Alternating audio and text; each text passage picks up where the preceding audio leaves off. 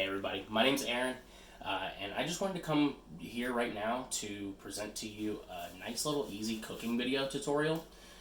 Just in this crazy time that we're living in, a lot of people have a lot of time at home. A lot of restaurants aren't really open for as much convenience as we're used to. So a lot of people are having to get fancy and cook their own meals. So I wanted to come to y'all and just give y'all some few easy steps, a really easy way to cook great restaurant quality food at home. It's way more simple than you think. So this is gonna be my little show. It's gonna be titled "Cooking Made Simple." So let's get into it. Tonight we're making taco soup. Who doesn't love tacos? And who doesn't love soup? I mean, that's two of my favorite things. I love making soup, and everybody loves Taco Tuesday. So let's go ahead and get into it. I'm gonna show y'all what we have that's going into it, and then we're gonna get started. So right over here on our cutting board, we have some cilantro that's going to be used as a fresh herb for this. We have onion that I'll be showing y'all how to cut. We got a bell pepper. We got some squash and some zucchini. These were just left over in the fridge. Figured why not put them in. We want to get rid of things like that. It's a little dirty. We'll wash the cilantro before we get into it. Right over here, we have our 6-quart stock pot or just pot. You can go with whatever size you want. Really just went with 6-quart because that's about the standard size of soups that I make. We've got about a pound of ground beef. This is roughly 1 can of corn. We've got a couple cans of Rotel or diced tomatoes with green chilies in them. We've got a can of hominy, which is part of the corn family. It's a little bit bigger. It's a little bit more starchy than a regular yellow kernel of corn. We've got some diced tomatoes just for some extra chunk there. And then we've got some crushed tomatoes that'll help make up some of our base. And then we got a little bit of lime juice because it goes great with Hispanic themed things. For seasonings, you could go as simple with this taco seasoning mix. Nothing is absolutely wrong with this. I personally like to add my own spices to it, but this is a great thing to use if you're just starting out. Basically, the base of that taco seasoning is salt, chili pepper, a little bit of onion powder, and other fillers and additives. So what I did is I went ahead and set aside things that I like to use for my recipes. So we've got the chili powder. Great spice notes there. Go light on it if you don't like spice a lot, because it can light you up. We've got some cumin for a little bit of smokiness for this. This is a great earthy herb to use, or herb/spice. We've got onion powder. I know that we're already putting onion in it, but this is another great thing to add flavor to any dish, really, but especially soups. We've got some ground black pepper. Just in case we want a little bit of the black pepper feel as opposed to more spice with the chili pepper. We've got some garlic powder. I love garlic. Garlic goes great in any cuisine. You cannot leave this out. And then we've got some ground paprika. This is actually just a ground up bell pepper. It's dried and it's ground up. So if you want to add this, perfect. You absolutely can. It doesn't add too much spice. It more adds smokiness. And another depth of flavor. And then we've got our salt that is going to be a really big key ingredient. One of the biggest things with cooking is making sure that you season properly. Salt is one of those things. And then just for a little bit of extra meaty flavor, we've got some bouillon cubes that we're going to add in there. So the biggest thing with cooking is preparation. So if you're buying a house or selling a piece of property, location. In cooking, it's preparation. So to start out with, go ahead and grab your cutting board. You're going to need a cutting board, you're going to need a knife, you're going to want to set out your pot, and you want to grab a few utensils. The biggest thing for this is having everything ready so that you're not scrambling. A lot of times people will get overwhelmed, and that's when things start to burn and go sideways. So the more you can set things out, get ready to cook, the better off you're going to be. So to start out with, I've got my cutting board. You may be looking at this and saying, Aaron, that's a really big cutting board. The biggest thing is you want to actually have enough space to work. A lot of accidents happen when you're trying to jam yourself into really small spaces, such as we've got this cutting board. I wouldn't recommend trying to cut an onion or a bell pepper on something like this. I mean, look at that size difference. That's a quarter of that board. You could also look at something like this, which is slightly bigger, still a little bit cramped. It can work if you're comfortable with a knife and you know what you're cutting. But I would really suggest getting a nice big cutting board. Go with this like hard rubber plastic material. I really don't even know what this material is, but stay away from wood, stay away from glass, stay away from stone. You're just going to damage your tools that you're using. Wood especially grabs bacteria and holds on to it.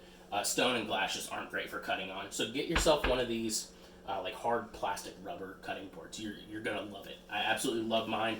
You can find this one at any restaurant supply store for maybe $10, $15, $20. Super cheap. It'll last forever. So getting started here, one of the big things with cutting boards is, as you can see, this slides around a whole lot. So one of the tricks of the trade, and this is kind of a backdoor look at how chefs kind of go about preparation. So take a couple of your paper towels there, just regular paper towels, get them wet, wring it out, and then lay it down. And the difference that you're going to see here is exponential. So once you lay it down, you get that cutting board right on top, that doesn't move. It moves a little bit, but you really have to put some force behind it to move it. So this is giving you a nice, level, sturdy cutting surface to work with. So what we're going to do is we're going to start out by getting our veggies cut. Just to kind of make things go a little bit quicker, I'm actually going to start preheating my pot. One thing that I would suggest is, if you're not really that quick with cutting veggies, take your time. The food is going to cook when it cooks. You know, give yourself ample time to cook. Don't try and rush it all in. I know Rachel Ray had a show out there called 30-Minute Meals. You're not cooking for the prince of whatever. You're not cooking for the president. Take your time. Make things great. You're cooking to enjoy it. So, you know, I'm going to start out just to make this easy and start preheating my pan. But really just take your time. Get things cut. You know, get a feel for a comfort in the kitchen. You know, I hear a lot of times that people don't feel comfortable in the kitchen. Make yourself comfortable. Figure out what you can do to feel like you're at home, to feel like this is your domain. I've spent so many years in kitchens that I just feel comfortable walking into any kitchen and cooking. So, you know, as somebody starting out, maybe who's not as comfortable, get to know your space. You know, that's a big thing, is that you may know your kitchen, but find out what area works best for you. I mean, this is not a great area. Don't take my advice and stand at a corner. But I don't really have a whole lot of counter space, as you can see. So this is this is how we're working. So big thing here, I'm going to show you all some easy techniques to cut veggies. One of my biggest things is onions. Oh my gosh. The way that I see people cut onions is scary to me, because it's so simple, but people mess it up so much. So what we're going to do is you just take your onion. You can peel off some of the outer layers if you want. You don't have to. We're going to take it. We're going to make our first cut off that root end. Okay? Just a very simple cut. Now it stands up if you want it to. Take that. Just discard that. You don't need it. We're going to take the other end. We're going to cut that one off as well. So now we've got an onion with no head or no tail, essentially. And that's what we're working with. Throw that other end away. Stand it up on either side, and then just cut straight down the middle. So now you've got two half-moon looking shapes. You could cut this very simply, just like this, and cut nice like crescent shapes. You could slice it like this and cut some nice ribbons. But for us, we're going to dice it. Super easy way to dice. I'll show you this in just a minute. I'm going to peel off some of these outer layers that we're not going to use. They're just not great for cooking. They become kind of rubbery. They don't chew very well. So we're just going to discard that. So we kind of want a medium dice, which you can go really fine or you can go really large. what we're going to do is we're going to take this, we're going to use the claw technique. We want to keep our fingers out of the cutting area. So take it, and we're going to make one cut there, we're going to make one cut there, and we're going to make one cut there. So depending on how big your onion is, you might have to make a few more cuts. This is about a medium-sized onion. So now we've got some nice, essentially half-moon shapes of onions. At this point, I feel very comfortable taking this and just cutting all the way around. But if you're starting out, take one piece, one of these chunks, lay it down flat, and then cut like that. Just make those cuts all the way around, turning the onion as you go, and now you've got perfectly diced onions. They're going to cook great. They're not too big, they're not too small. They're going to be great for soup. The biggest thing is when you eat soup, you want some chunks there. You want to be able to taste and feel the food that you're eating. So that's why I cut it a little bit bigger. So you don't necessarily want a large dice on it. You just want a nice medium dice. So just, again, keep cutting all the way around, turning the onion as you go. There's no real rhyme or reason to this. You don't have to make it perfect. It doesn't have to be, 5-star, quality in the nicest hotels around the world. It doesn't have to be all that. You're just cooking for the enjoyment of eating at home. If you do end up seeing some larger pieces, maybe like that, give that a little cut down. You're not going to hurt anything. This just takes practice. So at this point, that's how we cut an onion. Don't try and cut sideways on it. Don't try and leave the root on like a lot of people say. I wasted maybe, a tablespoon of onion there. But now I've got all this really great, perfectly cut onion that is going to be fantastic for this dish. So again, one cut there, and one cut there. You may be looking at this onion and saying, well, it's green. What's up with that? It's not a problem. It just hasn't fully ripened there. Still great flavor. Nothing wrong with that green color. Ideally, for a taco soup type dish, I would want to use a white onion. But this is what I had on hand, this yellow onion. It looks white, but it's actually a yellow onion. So we're just going to cut again. This is how I usually cut mine. So we're making nice, smooth, even cuts. And look how quick that was. People labor over onions sometimes, and it takes them forever, and they end up crying for days. And so, just make some nice, easy cuts. Get a really sharp knife. That's going to be key as well. So what we're going to do is we're actually going to start cooking these onions down. Because they take a little while to cook, we're actually going to get those into the pan. So right over here, I've got my pan nice and warm. I'm going to take some olive oil, just regular olive oil. Pour about a tablespoon or two into my pan.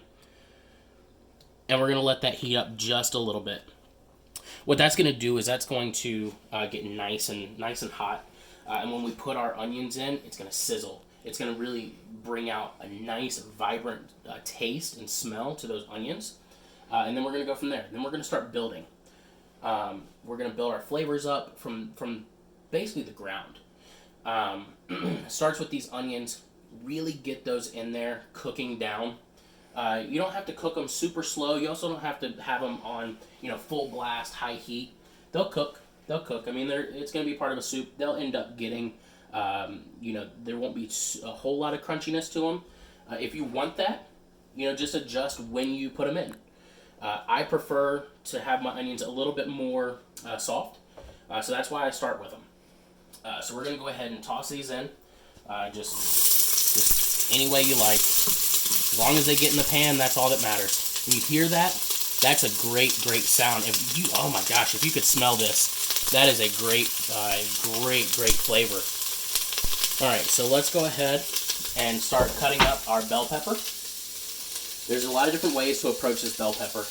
I personally enjoy just cutting the ends off and then dicing it up. But I'm going to show you another really neat trick. So I'm just going to cut the bottom off real quick. I'm going to stand it up. That's one big thing with cooking is you always want a flat surface. If that's moving like that, you see how it's round, it doesn't really sit flat, you're going to end up hurting yourself potentially. So cut the bottom off, make it stand. That's firm right there. And then you're going to take your knife, and you're going to just kind of angle down, almost like you're cutting a pineapple. You know, when you cut the pineapple, you have to go around, you have to cut all the rind off of it. That's kind of what you're doing here with this pepper. And the great thing is we're leaving all that white pithy stuff, that membrane, all those seeds, we're just leaving right there. So we don't even have to deal with it. Alright, so we've got our pepper cut. All that is waste. Just go ahead and toss that. You don't need it. If you want to do a little bit extra cleaning, you can take this, flatten it out, take your knife, nice and flat, cut that white part off, or you can grab it off by your hands. Either way works. At this point, what we're going to do is we're going to give a nice cut just like that. Again, we don't want it super small, but we also don't want it too large. We want things to cook pretty evenly, and the more evenly you cut your veggies, the more evenly they'll cook. That's a big thing, is if you just have a hunk of pepper in there like this, it's not going to cook as evenly and as quickly as a nice small dice will. So we've got our sticks here. Again, work in small batches. You're at home, you're not rushing to feed anybody important. I mean, your kids are important, you're important, your husband or your wife is important, whatever, but they can wait. And then we're just going to make nice little dice cuts.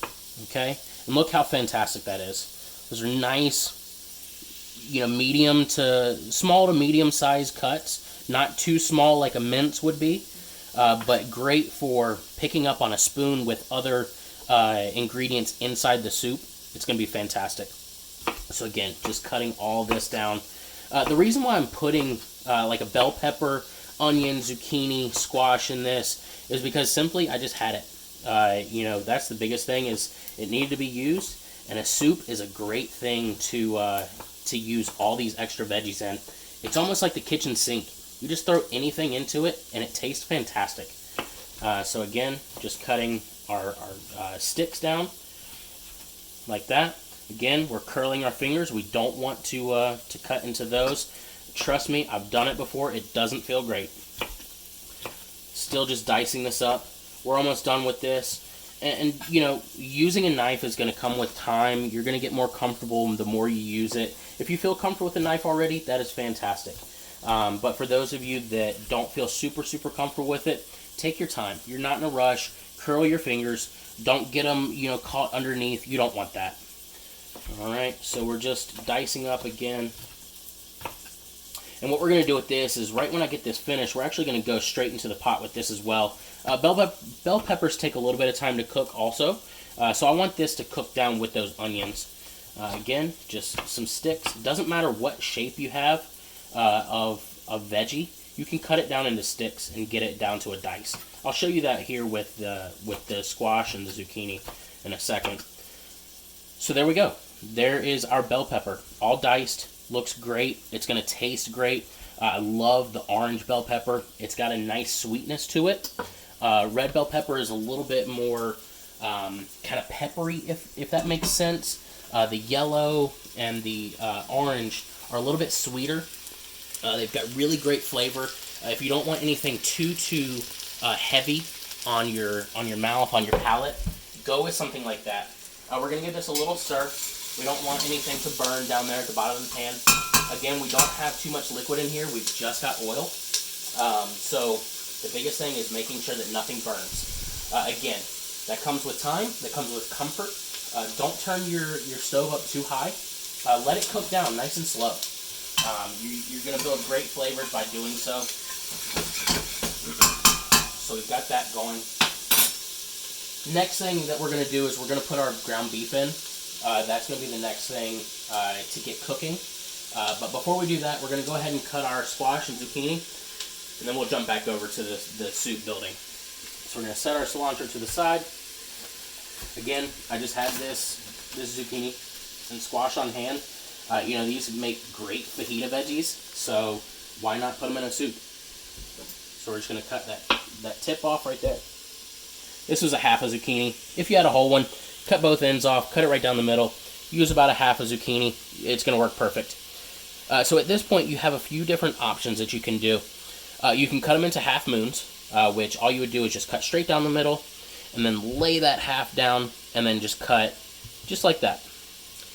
For me, I want to stick with the dice feel, so I'm actually going to make 3 cuts. I'm going to cut once here on just about the right side of the halfway point. I'm going to cut halfway, and then just to the left. Okay, we've got 4 nice kind of not ribbons. They're more planks, if anything. This one you could even cut down a little bit more. You see how that's a little bit thicker.